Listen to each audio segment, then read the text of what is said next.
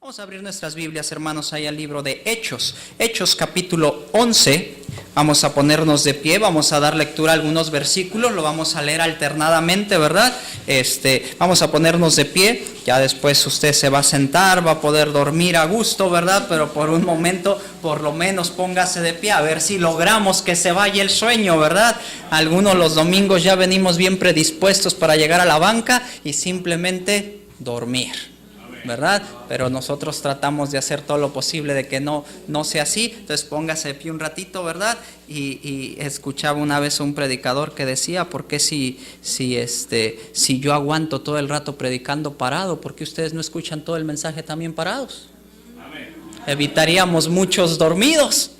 Amén. Y si es cierto, ¿verdad? Y si no, por lo menos el golpe le dolería, ¿verdad? Pero bueno, vamos a leer alternadamente versículo 19. Yo comienzo en el versículo 19 de capítulo 11 de Hechos, ustedes el 20 y terminamos todos en el 30. Dice: ahora bien, los que habían sido esparcidos a causa de la persecución que hubo con motivo de Esteban, pasaron hasta Fenicia, Chipre y Antioquía, no hablando a nadie la palabra, sino solo a los judíos. Pero había entre ellos unos varones de Chipre y de Cirene, los cuales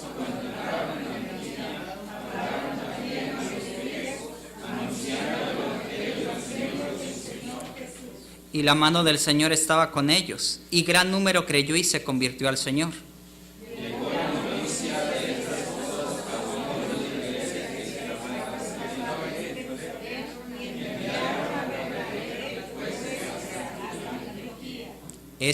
Cuando llegó y vio la gracia de Dios, se regocijó y exhortó a todos a que con propósito de corazón permaneciesen fieles al Señor.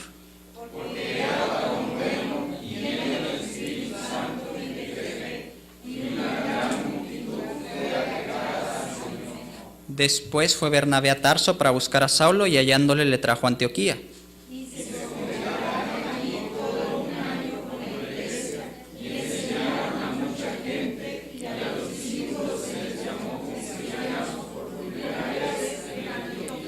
En aquellos días unos profetas descendieron de Jerusalén a Antioquía.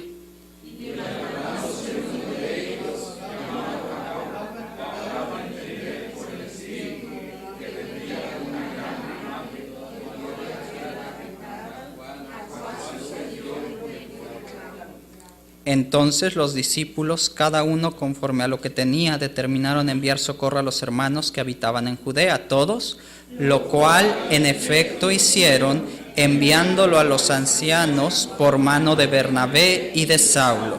Vamos a orar. Dios, gracias te damos, Señor, en esta hora por lo bueno que eres con nosotros. Gracias por tus muchas bendiciones, gracias por la salvación que nos has dado. Ruego ahora me hagas un instrumento útil en tus manos, quites cualquier palabra torpe o corrompida que pudiera salir de mi boca, y que lo único que salga de ella sea para la edificación de tu iglesia. Señor, te amamos y anhelamos, Señor, cada día ser más como tú y poder ser usados por ti en gran manera. Tus manos ponemos. Si hay alguien aquí que no te conoce como su suficiente Salvador, que no salga de este lugar sin llevarse esa seguridad. Por favor, nos ponemos en tus manos, rogamos tu bendición en Cristo Jesús. Amén. Pueden sentarse, hermanos, pueden sentarse. Vemos aquí, ¿verdad? Comienza ahí el versículo 19 de capítulo 11, hablando acerca de una iglesia, la iglesia en Antioquía. Ahora, rápidamente y a manera de introducción, la iglesia en Antioquía no fue la primera iglesia que existió. La primera iglesia, la que fundó el Señor Jesucristo, fue aquella iglesia en Jerusalén. Aquella iglesia la cual el Señor, ¿verdad? Él fundó comenzando con sus 12, y aquella gran iglesia porque se convirtió en una gran iglesia donde Pedro predica el día del Pentecostés. Más de 3,000 son añadidos a la iglesia y sucede algo increíble. La iglesia en Jerusalén era una iglesia grande, era una iglesia poderosa, era una iglesia impresionante.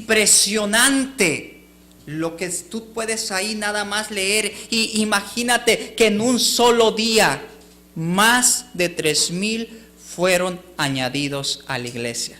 Wow, hablamos de esa iglesia y vemos una iglesia tremenda. De hecho, es de esa iglesia, ¿verdad? No lo vamos a ver por causa del tiempo, pero después, si tú lo quieres ver, en Hechos 2, el capítulo 2, versículos 46-47, dice que tenían todas las cosas en común.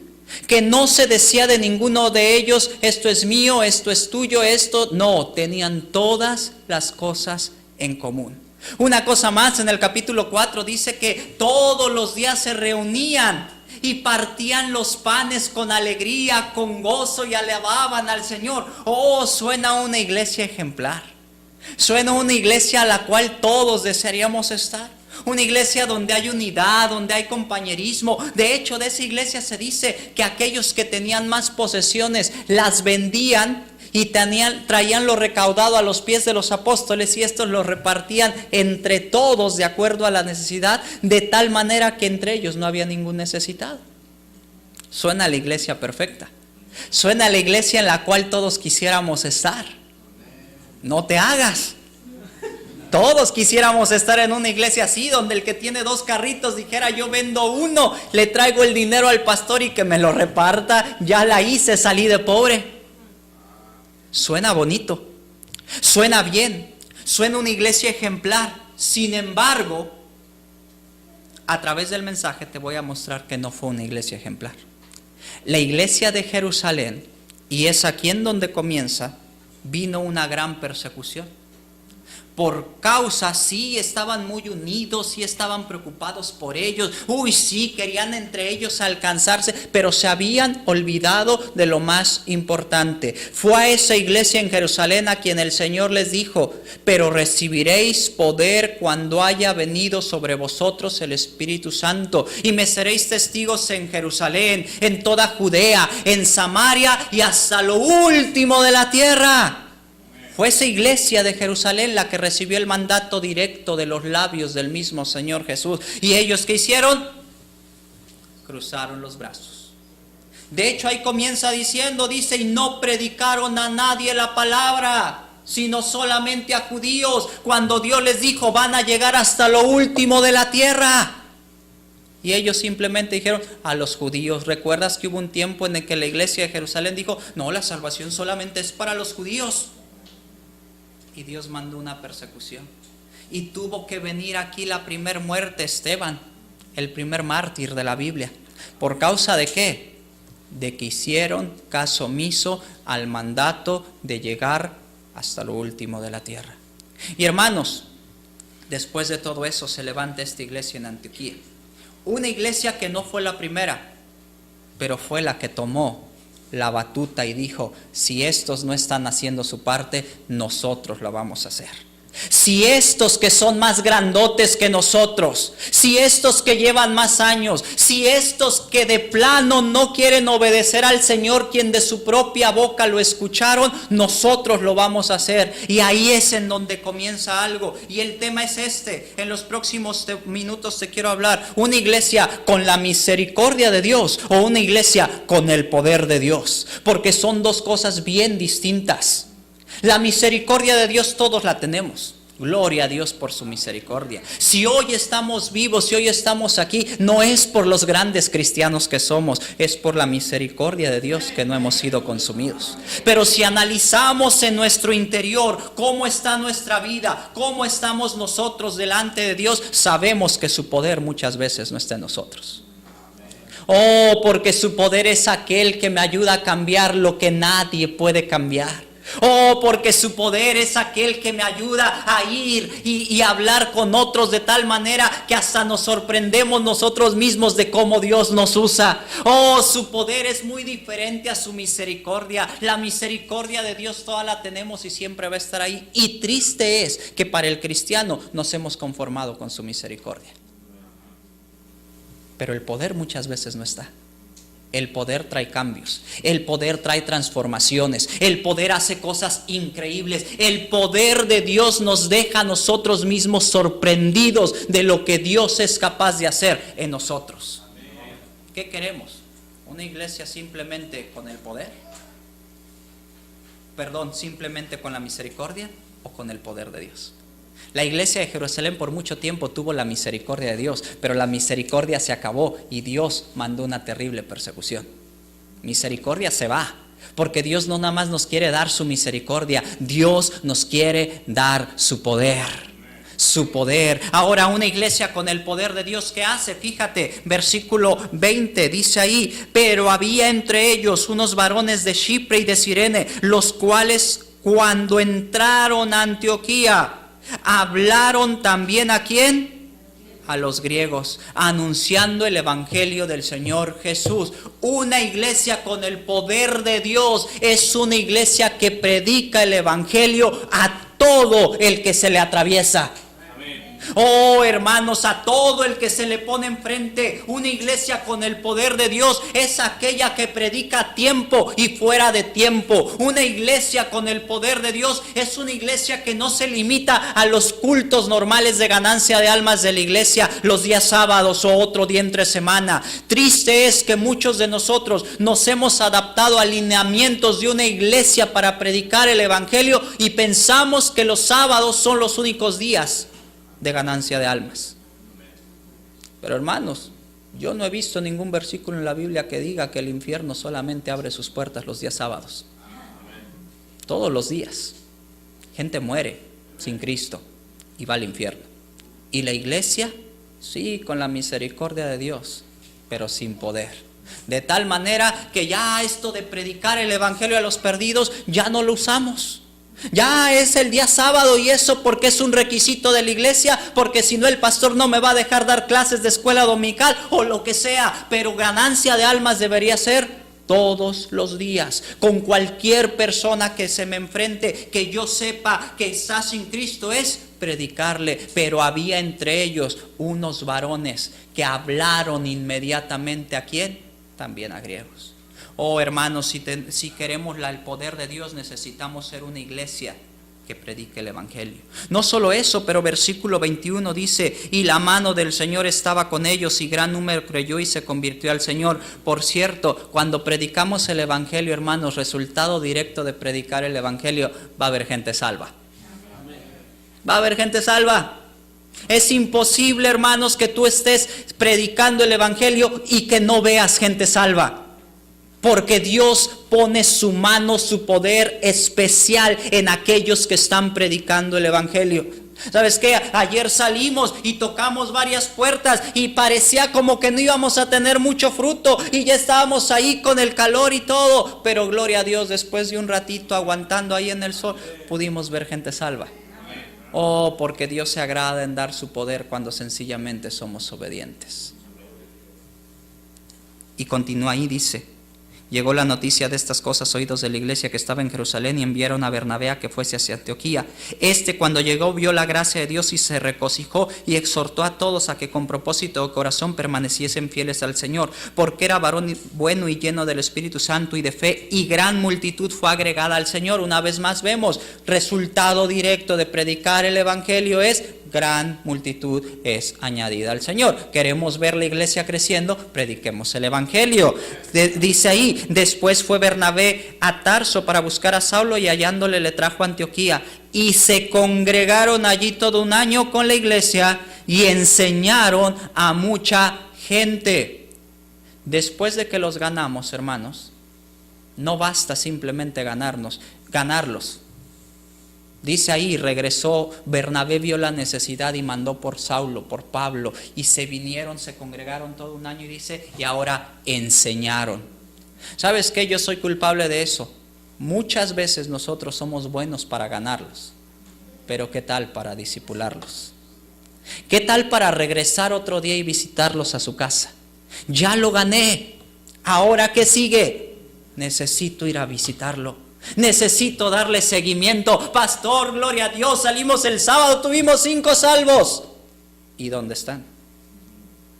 No, pues se quedaron allá, es que esto. Pues vaya a visitarlo.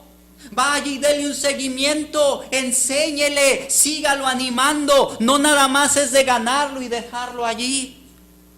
¿Sabes qué? Yo recuerdo, a mí me invitaron a la iglesia, llegué a la iglesia y estuve allí, fui salvo y todo, y después algo que a mí me cautivó para regresar a la iglesia es que mi pastor me fue a buscar, y yo vivía a 45 minutos de la iglesia, y me fue a buscar hasta allá. ¿Cómo llegó? Yo ni sé. En un pueblito donde no se ve mucho nada, y ahí llegó, y yo vi que se estacionó su camioneta afuera de la casa y dije, ah, caray, es el pastor. tocó a la puerta y dijo: Adán, lo vine a buscar a usted y a su mami para agradecerle que estén yendo a la iglesia. ¿En qué podemos servirle? Ahí el Señor me dijo: a esto sí les intereso. Pero ¿qué pasa con la gente que ganamos a veces allá afuera? Le decimos que lo más importante es la salvación, esto, reciben a Cristo y olvidados. Debemos darles un seguimiento. Una iglesia con el poder de Dios no solo es una iglesia que predique el evangelio, pero una iglesia que se encarga de hacer discípulos. Un discípulo es un seguidor. Entonces, ¿hasta cuándo debemos dejar y soltar a la persona? Cuando ya es capaz de caminar por sí sola, cuando ya es capaz de venir solita a la iglesia, mientras nosotros tenemos que jalarlos, animarlos, arrearlos y: hermano, vamos a seguir y vamos a seguir y vamos a seguir. Queremos el poder de Dios sobre nuestras vidas, necesitamos predicar el evangelio, pero necesitamos hacer discípulos. Siguiente, dice ahí mismo en el versículo 26, la segunda parte: y a los discípulos se les llamó cristianos por primera vez en Antioquía. Me llama la atención esto, hermano, porque no era la primera iglesia, era la segunda iglesia, y de la iglesia de Jerusalén jamás se dice que les llamaron cristianos. Fue hasta esta segunda iglesia la que se les llamó, y no fueron ellos los que dijeron: somos cristianos. Los demás se dieron cuenta que vivían diferente, que hablaban diferente. De hecho, este nombre comenzó en forma de burla. Le dijeron: mira, ahí van los cristitos, los chiquitos, los imitadores de aquel profeta que ya murió. Se burlaban diciéndoles cristitos por su manera de vivir. Sabes, una iglesia con el poder de Dios da testimonio de ser verdaderamente cristiana. Pero muchas veces nuestras vidas, hermano, con vergüenza lo deberíamos decir, dista mucho de dar testimonio de que somos cristianos.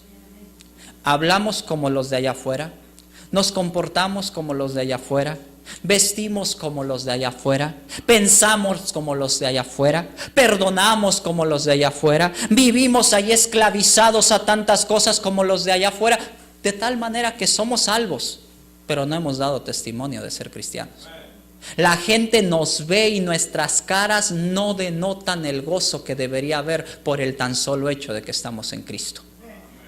Oh, hermanos, el que está en Cristo nueva criatura es. Las cosas viejas pasaron, aquí todas son hechas nuevas. Con eso en mente, si yo me apropiara de eso, la gente allá afuera debería ver a un hombre ahora sonriente. Sí, no en una sonrisa de que es sinvergüenza, porque bien sabe lo que éramos la gente allá afuera, pero que nos viera ahora gozosos, contentos, con algo diferente. Créeme que a la gente allá afuera le llamaría la atención y diría: ¿qué le pasó a este? Pero a veces nos ven igual. No, nomás nos ven que vamos ya todos los domingos a la iglesia, a la carrera ya a las 11, córrele que llegamos tarde, y esto y lo otro, y peleando con los hijos y con la esposa y todo, y la gente nomás nos ve y dice: pues este sigue igual, nomás lo único que ha cambiado ahora es que va como religioso a la iglesia, pero sigue igualito. Los vecinos siguen escuchando los mismos pleitos, nuestro carácter sigue siendo el mismo, nuestro comportamiento con los vecinos sigue siendo el mismo, somos los mismos peleoneros, somos los mismos que no sabemos ayudar, exactamente los mismos. La diferencia es: ya voy a la iglesia. Estos de Antioquía no tuvieron que hacer mucho más que comportarse como Cristo, y los demás dijeron: estos son cristianos, por seguro hay algo diferente. ¿Y por qué era? Porque tenían el poder de Dios, de tal manera que la gente se da cuenta: Cristo está con ellos. Una iglesia con el poder de Dios es una iglesia que predica el evangelio, es una iglesia que hace discípulos, es una iglesia que da testimonio de ser verdaderamente cristianos. Pero fíjate, después dice versículo 27: en aquellos días unos profetas descendieron de Jerusalén a Antioquía, y levantándose uno de ellos llamado Agabo, daba a entender por el Espíritu que vendría una gran hambre en toda la tierra habitada, la cual sucedió en tiempo de Claudio. Entonces los discípulos, cada uno conforme a lo que tenía, determinaron enviar socorro a los hermanos que habitaban en Judea. Date cuenta lo que pasa aquí, hermano. Después de que son llamados cristianos, viene alguien de Jerusalén y dice, se para delante de la iglesia de Antioquía y les dice: va a venir una gran hambre a toda la tierra habitada. Si una gran hambre va a venir, quiere decir que va a haber muertos. Y fue todo lo que dijo. Y la iglesia dijo, inmediatamente los discípulos, cada uno conforme a lo que tenía, determinaron enviar socorro. ¿Sabes qué más hace una iglesia con el poder de Dios? Una iglesia que tiene el poder de Dios es una iglesia generosa y desprendida. Ve la necesidad, inmediatamente quiere hacer algo para saciar esa necesidad.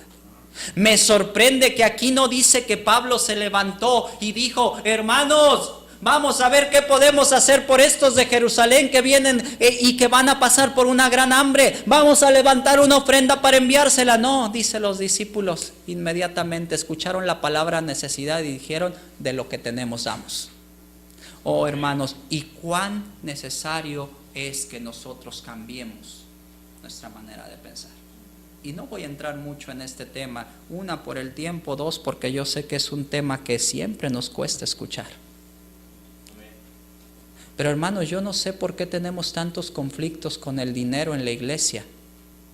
Si el dinero es algo fundamental en todos lados. Y en el único lado que tenemos problemas es aquí en la iglesia.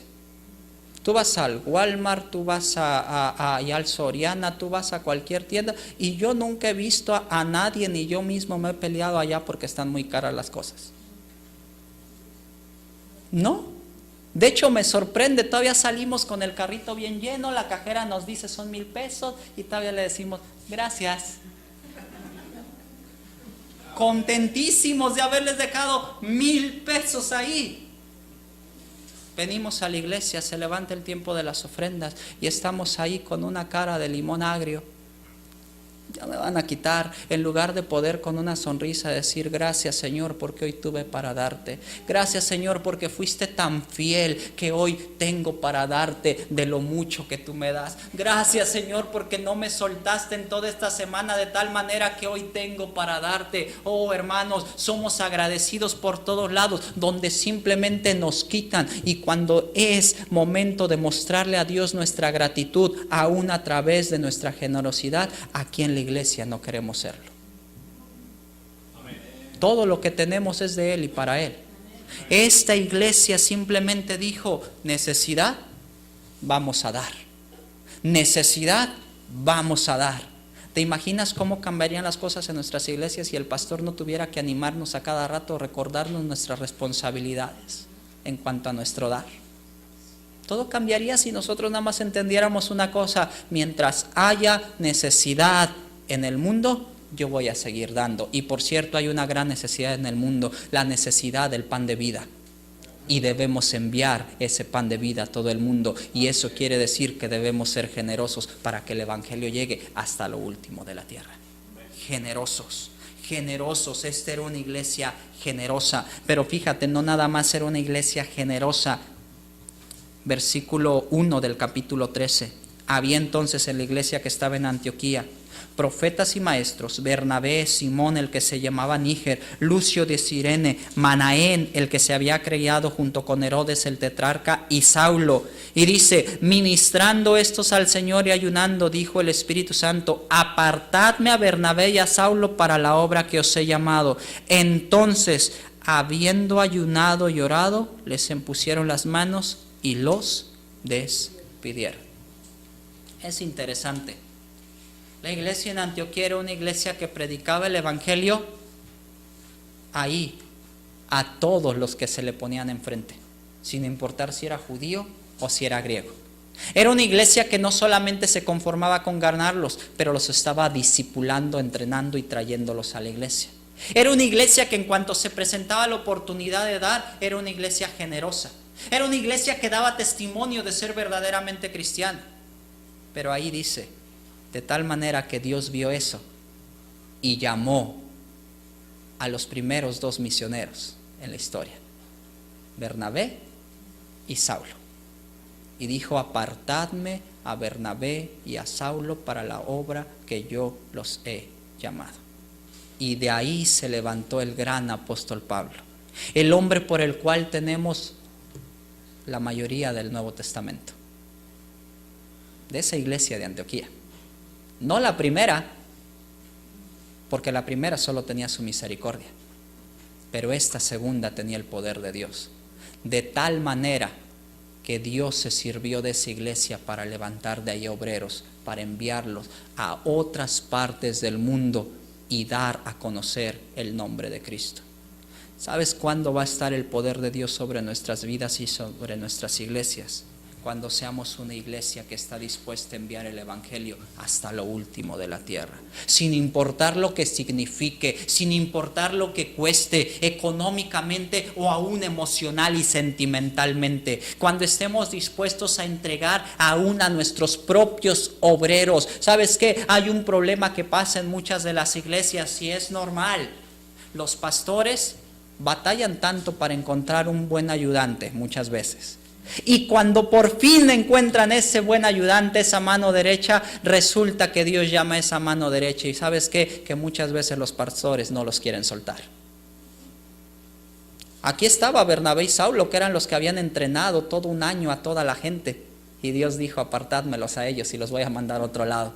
Imagínate qué hubiera hecho la iglesia. Ay no, Señor, si son nuestros mejores obreros. Por eso, porque son los mejores obreros que tienes, manda a las otras partes para que ellos también se vuelvan una extensión de tu ministerio en otras partes. Y hermano, deberíamos estar orando que de aquí, de esta iglesia, Manantial de Vida en Ensenada, algún día pudieran salir también misioneros a otra parte del mundo. Sí, eso es posible. Si el poder de Dios está con nosotros, Dios puede levantar. Ay, pero no, hay iglesias muchísimo más grandes. Sí, estaba la iglesia de Jerusalén, era más grande que la de Antioquía. Y Dios no levantó a nadie de allá de Jerusalén, sino se esperó hasta levantar a alguien de Antioquía, porque el poder de Dios estaba ahí. De hecho, ¿para quién iba a ir la ofrenda que se iba a levantar aquella ocasión? Para Jerusalén. ¡Qué incongruencias! Una iglesia donde un tiempo no había ni un necesitado, ahora estaba recibiendo ofrendas de iglesias más pequeñas y más nuevas. De hecho, después en Corintios dice que también de Macedonia y Acaya tuvieron a bien levantar una ofrenda para enviar a los pobres que estaban en Jerusalén. ¿Te das cuenta? La destrucción de la iglesia en Jerusalén vino porque tuvieron la misericordia de Dios, sí, pero no el poder.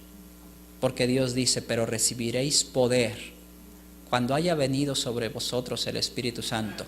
Sí, pero para una cosa nos va a dar el poder, para que me sean testigos en Jerusalén, en Judea, en Samaria y hasta lo último de la tierra. Hermanos, si nosotros como individuos no estamos haciendo nada por el mundo perdido, no podemos decir que tenemos el poder de Dios.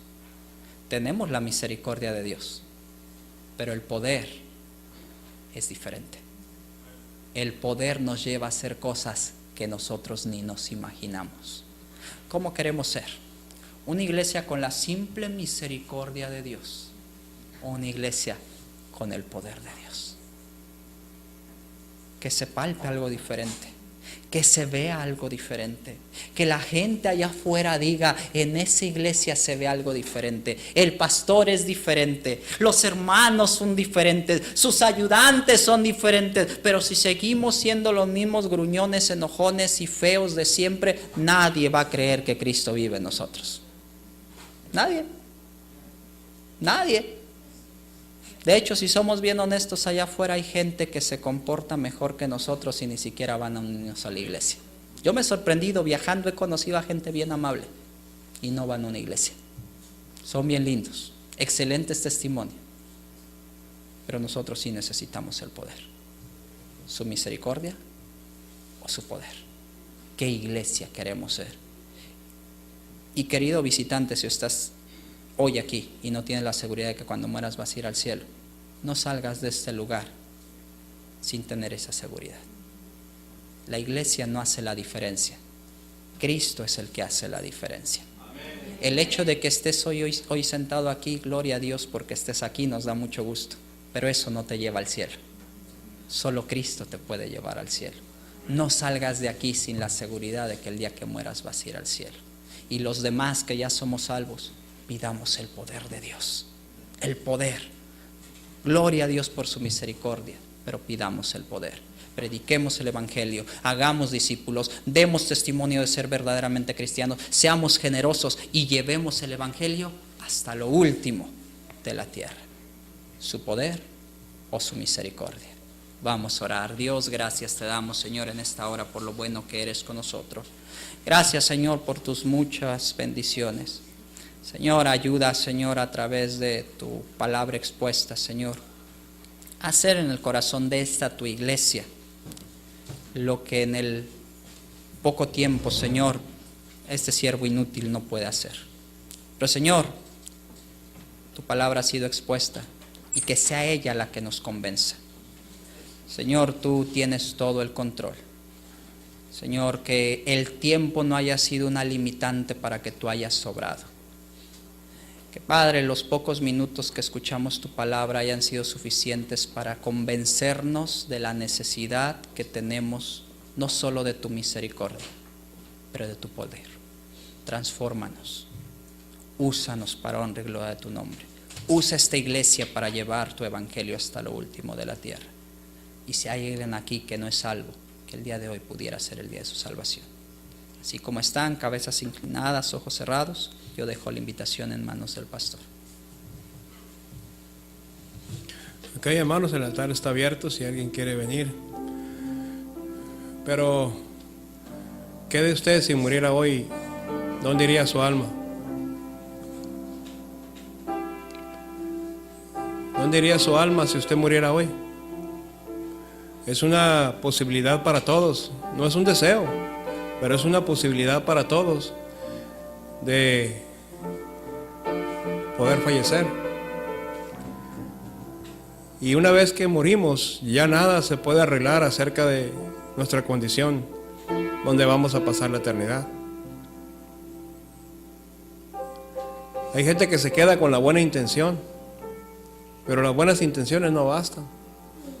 Tenemos que tomar la decisión. La Biblia dice que Cristo está a la puerta y está tocando su corazón. Dice aquí, si alguno oye mi voz y abre la puerta, entraré a Él y cenaré con Él y Él conmigo. Cristo quiere venir a vivir a su corazón. Pero es la decisión de usted. Él no va a obligarle a entrar a fuerzas. Usted necesita desear, usted necesita querer que Cristo le salve. Usted no se puede salvar a sí mismo, ninguno podemos, pero necesita a Cristo. Y Él le ofrece la salvación. Mientras todos están orando, yo le pido que si usted desea recibir a Cristo como su Salvador, por favor me levante su mano. Si usted desea recibir a Cristo, Dios te bendiga, mi hijo. ¿Habrá alguien más que desee recibir a Cristo como su Salvador personal? Solamente levánteme su mano, queremos orar por usted y que alguien en privado se acerque y le hable de Cristo. ¿Habrá alguien más?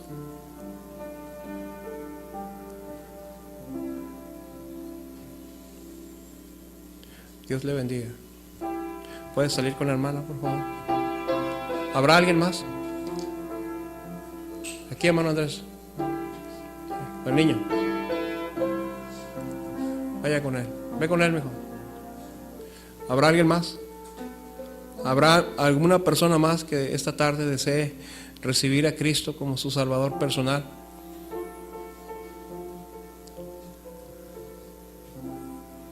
Bueno, vamos a orar. Padre, te damos gracias por los que valientemente tomaron la decisión de recibirte como Señor y Salvador.